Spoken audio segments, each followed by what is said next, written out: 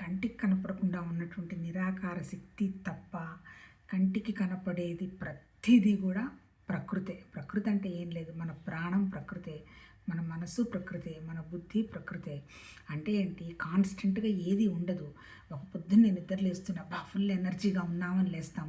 ఎందుకు కారణం, రాత్రిపూట మనకి ఎలాంటి ఆలోచన లేదు, మన ప్రాణశక్తి ఎక్కడ పనిచేయలే. హాయిగా భగవతత్వం ఎంత నిరాకారంగా నిశ్చలంగా ఉందో మనం కూడా ఆ స్థితిలో ఉంటాం నిద్రలో. సో తెల్లవారు నిద్రలేస్తూనే వండర్ఫుల్ ఎనర్జీ ఉంటుంది. కాకపోతే ఏంటి అంటే చెప్పినంత తేలిక కాదు. ఆ నిద్ర లేచిన తర్వాత ఉండే ఎనర్జీ లెవెల్ కూడా మనం రాత్రి మళ్ళీ పడుకోబోయేంత వరకు కాపాడుకోవాలి. అంటే నిద్ర లాంటి స్థితిలో మనం ఉండాలి. మనం ఉండాలి అంటే ఎవరు ఉండాలి, మన మనసు ఉండాలి.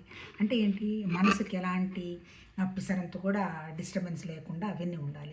అంటే డిస్టర్బెన్స్ సంగతి కూడా తీసి పక్కన పెట్టినా నోట్లో నుంచి మాట వస్తున్నా మనసులో ఆలోచన ఉంటేనే నోట్లో నుంచి మాట వస్తుంది. అంటే ఏంటి, మాట కూడా మాట్లాడకుండా ఉండేటువంటి మౌనస్థితి ఉండాలి. మళ్ళీ మౌనస్థితి అంటే మళ్ళీ కంప్లీట్గా మళ్ళీ అనవసరమైన ఆలోచనలన్నీ లోపల చేసుకుంటూ అనవసరమైన మాట్లాడుకుంటూ ఉండేది మౌనస్థితి కాదు.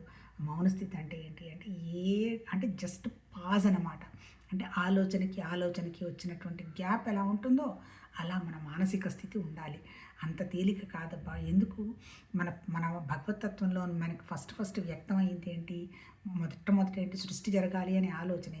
దాని తర్వాత ప్రాణం ఉందనుకోండి, మళ్ళీ ఈ ప్రాణం సంగతి మళ్ళీ తెలిసింది ఎవరికి, మళ్ళీ ఆలోచనకే. అంటే ఏంటి, ఆలోచన అంటే ఏంటి, మళ్ళీ కోరిక. అంటే మనం పుడుతూనే ఏంటి, కోరిక భయంతోనే పుట్టాం. అంటే అల్టిమేట్గా ఏంటి, మళ్ళీ మనం ఎండ్ అయ్యేంత వరకు ఈ కోరిక భయం వదులుతుందని మనం అనుకుంటాం, కానీ 100% ఏం వదలదు.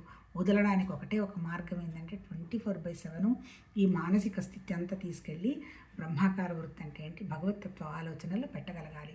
అది కూడా పెద్ద అంటే ఏంటి, పెడుతున్నాం అనుకుంటాము. కాకపోతే కొంతలో కొంత ఏంటంటే కనీసం రియాక్ట్ కాకుండా ఉన్నాము అంటే మన కోరికలు ఎక్కువ మన ఇబ్బంది పెట్టడం లేదు అని అర్థం. కనీసం ఆ రియాక్షన్ లేని స్టేజ్, కొంచెం కోపం లేని స్టేజ్ కనుక కొంతవరకు మనం డెవలప్ చేసుకోగలగటం కనుక జరిగితే చివరికి ఆలోచనకి ఉన్నటువంటి నిశ్శబ్ద స్థితికి ఉండడం కొంచెం తేలికవుతుంది. దానికి మళ్ళీ అల్టిమేట్ వాళ్ళు చెప్పిందంతా ఏంటి, అల్టిమేట్ ఏంటి, మళ్ళీ మన దగ్గర ఉన్నది పంచభూతాలు, మళ్ళీ పంచకోశాలు, మళ్ళీ పంచప్రాణాలు, వీటన్నిటితో పాటు మన దగ్గర ఉన్నవి పంచ జ్ఞానేంద్రియాలు. అంటే ఏంటి, భూమితత్వం, నీళ్లతత్వం, అగ్నితత్వం, వాయుతత్వం, ఆకాశతత్వం ఉంది. ఈ వాయుతత్వం అన్న ఒక చోట ఉంటుంది, కదిలిస్తూనే ఉంటుంది.